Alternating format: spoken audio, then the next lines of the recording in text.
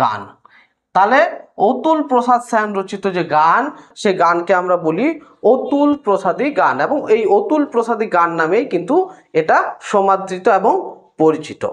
অতুল প্রসাদ সেন সম্পর্কে বলতে গেলে না, তিনি বা তাকে বলা হয় বাংলা গজল রচনার পথিকৃৎ। তাহলে আমরা বলতে পারি বাংলা গজল রচনার পথিকৃৎ। তাহলে আমরা বলতে পারি বাংলা গজল রচনার পথিকৃৎ কাকে বলা হয়? অতুল প্রসাদ সেনকে। তাহলে অতুল প্রসাদ সেনকে বলা হয় বাংলা গদ্য রচনার পথিকৃৎ।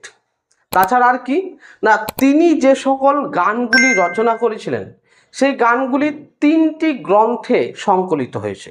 সেই 3টি গ্রন্থ কি কি? কাকলি, কয়েকটি গান এবং গীতপুঞ্জ। তাহলে তার রচিত গান কাকলি,